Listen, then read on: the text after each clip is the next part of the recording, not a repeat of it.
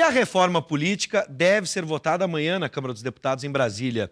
Questões polêmicas como o distritão e o financiamento público de campanha ainda não são unanimidade. Mesmo assim, a reforma entrou na pauta e vai a plenário.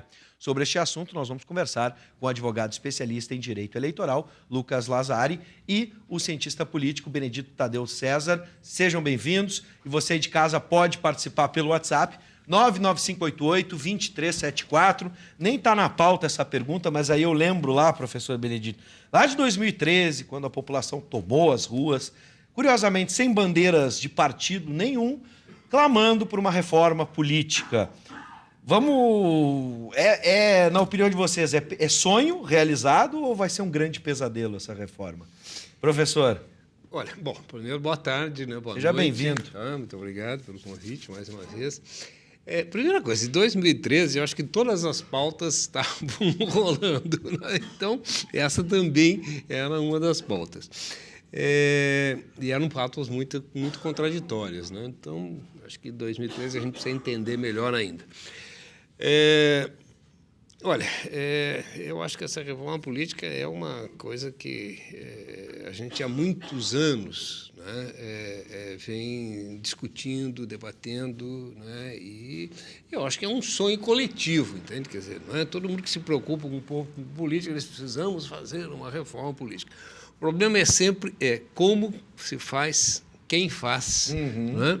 E quais os pontos a serem, né? Eu costumo brincar dizendo assim, que se a gente reunir dois especialistas, quaisquer que sejam, estou falando de especialistas que não são, né, necessariamente, tá? A gente não vai ter consenso. Tá? Porque cada um tem uma fórmula que não considera que seja ideal. O que nós temos hoje, né, na iminência de ser votada aí amanhã, eu acho que eu vou fazer uma brincadeira. O Tiririca, quando se candidatou, tinha um slogan, né? Pior não fica. Pior do que está, não fica. Eu Lembro bem. Fica. Pior do que está, fica. Tá? Essa reforma é um grande Tem outro ditado que diz, professor, ó, nada é tão ruim que não possa piorar. Né? A proposta do Distritão, né? Eu tenho que tomar cuidado toda vez que eu vou falar, eu quase falo mensalão. Né? Porque é quase a mesma coisa. É um ato falho. Tá? A proposta do Distritão é, na verdade, um esbulho, né? Porque é uma forma... Só existem 4 países do mundo, tá, que adotam isso, tá? Que são países... um deles tem 56 habitantes, para você ter uma ideia. Tá? É uma ilhazinha. Tá? O outro é o Afeganistão, não, que é um país quase totalmente destruído. O outro é a Jordânia, né, que tem uma monarquia constitucional, mas o rei é quase que um senhor absoluto. Tá? Então, as referências são muito ruins. Né? E com essa... Né, se você... A justificativa para o Distritão é que, no sistema proporcional, que é o que nós temos hoje, né, quer dizer, você vota em candidatos, soma-se os votos de todos os candidatos daquele partido e são eleitos, né, quer dizer, o partido tem que chegar no coeficiente eleitoral, né, que é um cálculo obtido pela divisão do número de cadeiras, né, do número de votos válidos pelo número de cadeiras. Cada vez que o partido atinge aquele número de votos, ele tem direito a eleger um deputado. Sim. Né? Isso faz com que aconteça o quê? Que, às vezes, um partido que tenha muitos votos, um deputado tenha muitos votos, o caso do Tiririca, não é isso? Ele elegeu... Mais de 700 mil, se não me engano. Foram mais de 1 milhão. Mais de 1 milhão. Mais de 1 milhão. Mais de 1 milhão. Com isso, o que ele fez? Ou antes, o Enéas, que foi o mesmo fenômeno. Não é? O que ele faz? Ele acaba elegendo mais 1 ou 2 deputados na esteira dele. Então, diz, o Distritão acaba com isso. Só que ele acaba com isso e acaba também com os partidos. As pessoas dizem, mas não existe, né, os partidos ideológicos no Brasil. Acontece que a gente não pode, né, cometer um erro para resolver outro. Sim. Não é? Quer dizer, tá? E o que vai acontecer com isso, só para concluir, é que nós vamos ter, na verdade, pode até aumentar o número de partidos, porque você vai ter... Os candidatos serão os donos dos partidos, aqueles que têm chance de se eleger. Sim. Principalmente com com esses recursos de campanha públicos, que são uma boa medida, mas que está sendo adotado num momento indevido. Bom, o professor já adiantou um pouquinho, mas a gente tem aqui a presença do Lucas, que vai nos ajudar a explicar um pouco do que é esse distritão, né? Mas vamos partir do distritão. Muita gente também está reclamando que a partir do distritão, se são sempre os mesmos, ou aqueles que têm o poder para chegar até lá, vão ficar perpetuados ali, vão ter mais oportunidade, vão ter mais probabilidade de continuar onde já estão e sempre estiveram. É mais ou menos por aí? Me ajuda a explicar aí, Lucas, por favor. Boa noite, Bives. Boa noite, Seja Benedito, aos nossos telespectadores. O distritão, o apelido que foi dado ao sistema eleitoral majoritário, que seria eleger, por exemplo, no Rio Grande do Sul, que tem direito a 31 deputados federais, eleger os 31 deputados federais mais votados. À primeira vista, isso pode parecer mais democrático para as pessoas. Sim. Bom, tem que ser eleitas as pessoas que têm mais votos. Muitos eleitores falam isso e eu penso que se o distritão vier a ser aprovado, que eu até estou achando que não vai ser muito porque a população respalda esse sistema com base em muitos casos em que o atual sistema proporcional foi o responsável pela distorção da vontade do eleitor. O Rio Grande do Sul, por exemplo, tem 2 casos clássicos de distorção do voto do eleitor atual por causa do atual sistema. Foi em 1988, que a Jussara Coni foi a vereadora mais votada de toda a cidade e não foi eleita. Uhum. Em 2010, a Luciana Genro, ela fez votação superior à soma de 3 deputados federais que foram eleitos e ela não foi eleita. Com base nesse diagnóstico, na minha opinião, se propõe um remédio pior, o famoso remédio que mata o paciente. Porque há formas de, mantendo o sistema proporcional, evitar que situações extremas como essas aconteçam. O Benedito explicou muito bem como funciona a questão do coeficiente eleitoral, que é um número que é calculado através da divisão dos votos válidos pela divisão de cadeiras, e a cada vez que o partido atinge essa votação, ele tem direito a um deputado. Vamos supor que o coeficiente eleitoral seja de 100 mil. Uhum. A cada 100 mil votos, o partido tem direito a uma cadeira. Se faz 100 mil, tem direito a uma. Se faz 200 mil, tem direito a 2. Se faz 300 mil, tem direito a 3. Mas o partido, por exemplo, que faz 150 mil votos, ele tem uma cadeira e uma quebra de 50. Pela atual regra, só disputa a sobra de vagas. Sim. Se tu fizer uma cadeira, se tu atingir o coeficiente. Ou seja, o partido, nesse exemplo que eu dei, em que o coeficiente é 100 mil, faz 99.999 votos, não disputa sequer as cadeiras da sobra. Sim. E é por isso que acontece esses casos extremos, que a Jussara Coni, em 88, e a Luciana Genro, em 2010, não terem sido eleitas. Se fosse feita uma pequena alteração no sistema proporcional, ou seja, mantém-se o coeficiente eleitoral, porém todos os partidos disputarão essas cadeiras que são distribuídas conforme as sobras, porque nem todas as cadeiras conseguem ser distribuídas utilizando esse cálculo. Certamente nunca mais aconteceria de um parlamentar com uma votação tão expressiva ficar de fora, e é isso que choca o eleitor. O eleitor realmente é chocante imaginar que o campeão de votos não se elege. Eu fico pensando... Mas o remédio não pode ser esse que está sendo aplicado agora. Na ideia de renovação, por exemplo, que é uma das coisas que as pessoas mais querem hoje, uma renovação na política, já prejudica. Isso também encarece as campanhas, de certa forma? Se a gente for pensar, o voto distritão pode encarecer elas de alguma forma, na medida em que a concentração... Bom, a gente já vai falar sobre o fundo, tá? Mas antes... A questão de encarecer, acho que não é o caso, porque a tendência ao aprovar um sistema majoritário é que diminua muito o número de candidatos. Por que vai diminuir o número de candidatos? Porque chega hoje lá no partido A, uma liderança estudantil, ou um roqueiro, por exemplo, um colega teu, sou um agitador cultural, quero me candidatar, o partido possivelmente fará análise de que, como é a primeira eleição, como uma pessoa conhecida apenas num pequeno nicho da comunidade, não vai ter chance de se eleger. Não vai ser atraente. Mas, porém, no atual sistema, ele é um candidato atraente para o partido, porque ele vai fazer votos que ajudarão o partido a atingir o coeficiente. Vai puxar a legenda, A gente fala muito do puxador de votos, Sim. que eles são exemplos mais fáceis da população entender, mas existe também o chamado empurrador de votos, ou seja, o candidato que não se elege, mas faz uma votação que ajuda o partido a atingir o coeficiente que permite que um companheiro seu se eleja. E numa comunidade, vamos imaginar assim, comunidades, em Porto Alegre, por exemplo, pode representar, mesmo que ele não seja eleito, e vai ter um candidato do partido tal na Zona Sul de Porto Alegre. Né? E que vai ter condição, entende, de mesmo sem ser eleito, pelo fato dele ter um percentual significativo de votos, tá? Ele tem trânsito, tá? Dentro do partido, dentro do governo. Tá? Então, ele se torna, mesmo sem ser eleito, ele tem legitimidade para representar de alguma maneira, mesmo sem mandato. Vai desaparecer isso. Quer dizer, pode diminuir o cômputo geral da campanha. Tá? Porque você vai reduzir drasticamente o número de candidatos. Vai concentrar. Porque nesse exemplo que eu estava dando, o partido, por exemplo, no sistema distritão, não ia ter interesse daqueles que não têm voto. Candidato. Não só a renovação, a gente está tendo a renovação ameaçada, mas também com a participação popular, o engajamento da população, Sim. que às vezes experimenta ser candidato uma vez para justamente entrar nos membros da política, conhecer o funcionamento de um partido. Sim. Mas a questão do custo é importante a gente ver, porque as pessoas dizem, não, é bom que diminua o custo. Só que veja, o que vai acontecer?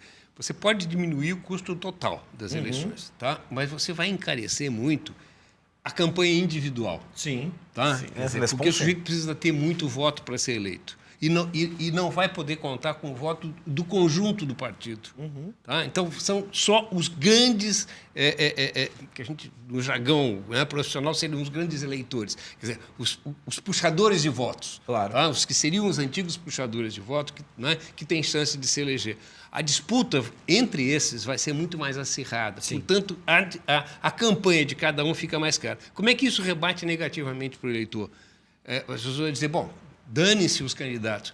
Não é bem assim, porque esse dinheiro tem que sair de algum lugar.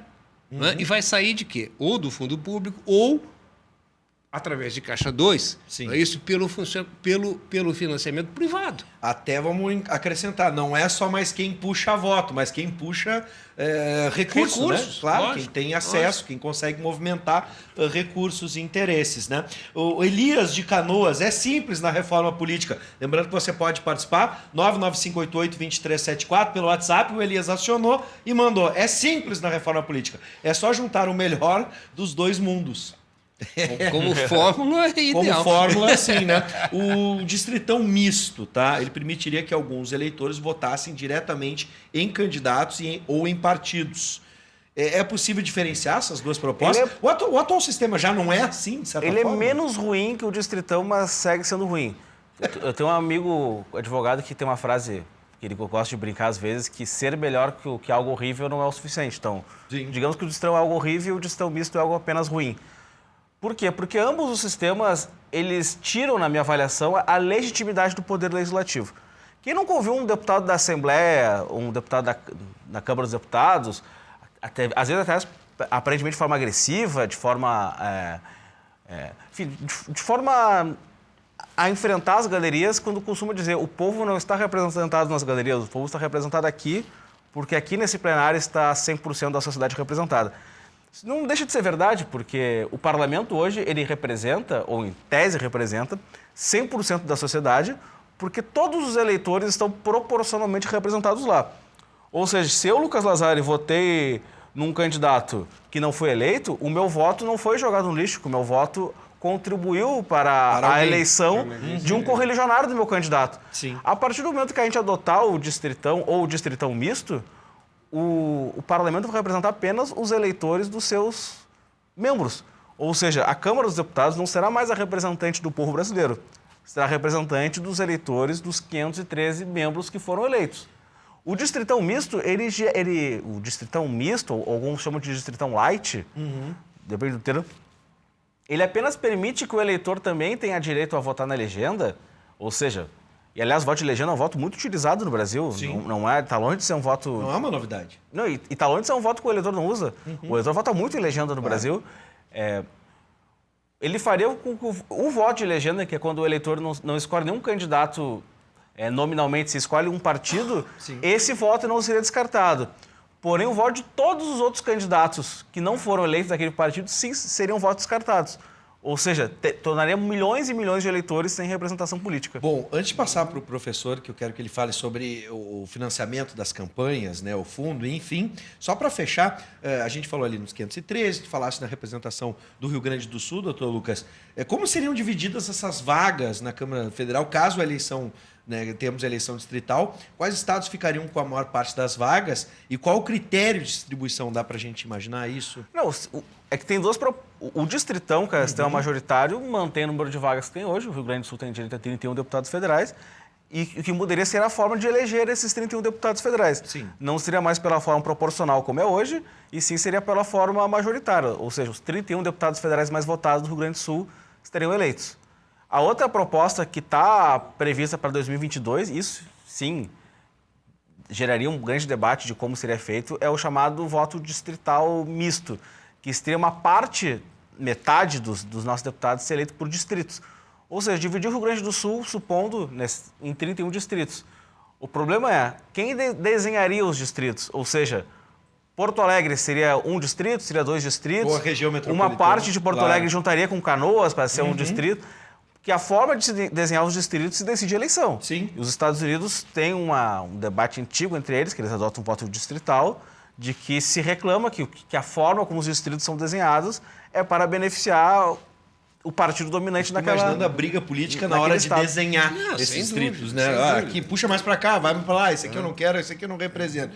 Bom, deixa eu ir para a tela mais uma vez, tem o Alexandre, que estava participando aqui com a gente. Vamos lá, o Alexandre de Alvorada. Bom, em teoria, todos os partidos querem, abre aspas, o bem do país. Sendo assim, este excesso acaba gerando uma grande diversidade de interesses, né? E o aumento do custo em relação ao tão falado fundo partidário.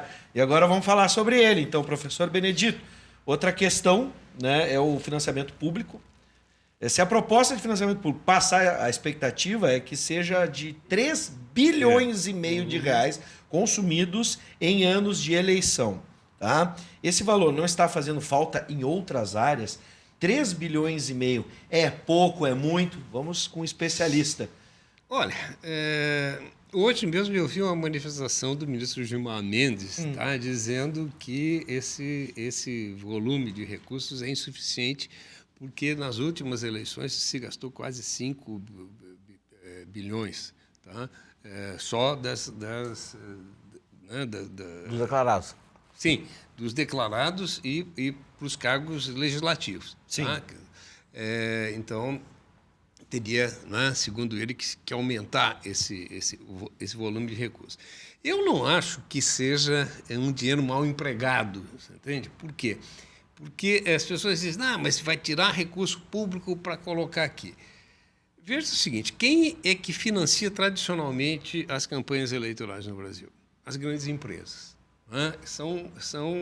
Você tem um número, né, mais ou menos fixo de grandes empresas, que são as grandes financiadoras de campanha, que financiam todos os candidatos de todos os partidos.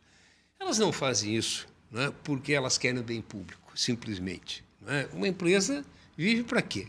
Em última instância, para obter lucros, para obter ganhos.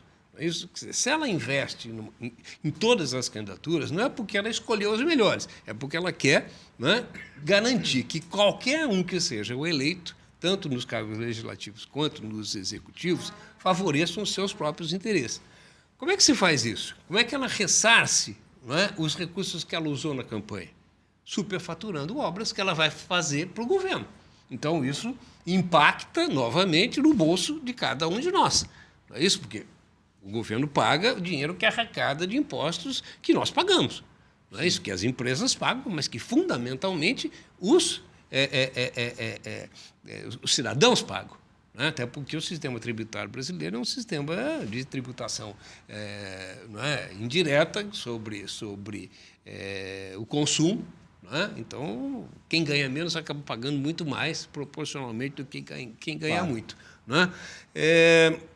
Então, você ter recursos públicos para a campanha, eu acho que é uma boa medida, né? Desde que eles sejam bem aplicados, né? Que você tenha, de fato, uma fiscalização, uma legislação que impeça, né, a utilização clandestina e de recursos via Caixa 2, o que não é fácil de se fazer, né?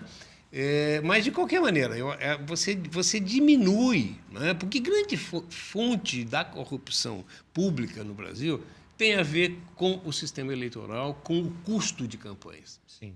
Tá? Nós temos um sistema eleitoral que, esse de lista aberta, né, com possibilidade de coligação, tá? Tem 1000 distorções aí que torna muito competitivo o sistema e muito caro o sistema. Se nós tivéssemos um sistema, né, que não é esse que está sendo proposto, não dá para a gente entrar em detalhes, mas há sistemas que diminuem os custos, né, que simplifica a eleição. Então, a gente poderia ter gastos menores. E um grande problema também agora da utilização desses 3 bi, né, 3,5, não é isso? Sim. É que eles estão direcionados, da maneira como está sendo feita essa reforma, não é? Conjugando o distritão, não é? Com esses recursos públicos, está tudo direcionado para que haja uma renovação muito baixa nas próximas eleições. É isso que assusta. Quer dizer, esses deputados, né, e senadores estão preocupados com a sua reeleição, muito menos do que com a melhora, né, do sistema. Tem um detalhe aqui para a gente fechar agora, doutor Lucas, é o seguinte: há ainda uma terceira proposta para o financiamento de campanhas que seria voltada à contribuição privada. Isso não é um retrocesso daquilo que a gente estava agora há pouco comentando, né? E já vou adiantar, essas propostas, é possível que elas já estejam valendo para 2018? Bom, sobre a questão primeiro do fundo público, a gente fala muito de 3 bilhões e meio, e eu acho importante fazer dar um numeral, mas isso representa, na verdade, isso é só uma estimativa, porque pela proposta seria 0,5% da receita líquida da União. Só para as pessoas também saberem que... Estimativa. Como é difícil a população ter ideia do tamanho do orçamento, isso representa 0,5% do orçamento. Eu já vi gente dizendo que isso é mais do que se gasta em saúde, não é? É muito menos, felizmente, do que se gasta em saúde. Ainda que eu acho que deveria se gastar muito mais em saúde do que se gasta, não é o 0,5% do orçamento que vai fazer a saúde do Brasil piorar. Se a gente for entrar nessa discussão, a gente vai descobrir que se gasta em saúde. O problema é como se gasta em saúde. Exato. Esse é o problema no Brasil. É o que o professor estava falando agora. Os 3 bilhões e meio. É como vai se gastar esses 3 bilhões e meio. Exato. Enfim. A regra atual permite doação de pessoa física até 10% da receita bruta do ano anterior. O problema é que 10%, dependendo da pessoa, é muito pouco. Eu, inclusive, estou advogando no caso, não vou ficar citando aqui, claro, que o Ministério Público reclamou que meu cliente, no caso, doou muito para a campanha, porque ele doou R$1.000 a mais do que a regra permite. Claramente um caso em que não houve abuso de poder econômico, e o Ministério Público, naquele caso, entendeu que havia, porque 10%... para quem fatura pouco, sim, é uma limitação muito grande de doação. E 10% para quem tem um faturamento muito alto, praticamente não tem limite. Então, eu acho que o limite de doação de pessoa física e também de pessoa jurídica, eu não vejo problema de pessoa jurídica doar para a campanha eleitoral. A questão de ter interesse, eu acho que a pessoa física também tem interesse, a pessoa jurídica, e interesse não necessariamente é algo escuso, mas tem que ser um valor nominal, não um valor percentual. A regra anterior dizia que as empresas podiam doar 2% do faturamento bruto. 2% do faturamento bruto de uma OAS, de uma Odebrecht, de uma JBS, é o mesmo que não ter faturamento. Se fosse um limite nominal, fosse R$200 mil, R$300 mil por empresa doadora, eu penso que se teria um controle maior. E o principal de tudo, transparência. Eu acho que não há razão, na minha avaliação, para as contas bancárias eleitorais terem sigilo.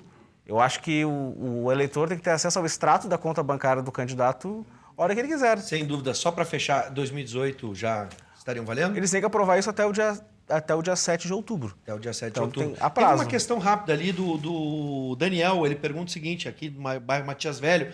Daniel, seja bem-vindo. Votos nulos e brancos. É preciso fazer uma nova eleição? Não. Nesse caso, não. As pessoas confundem isso. Nunca. Sim.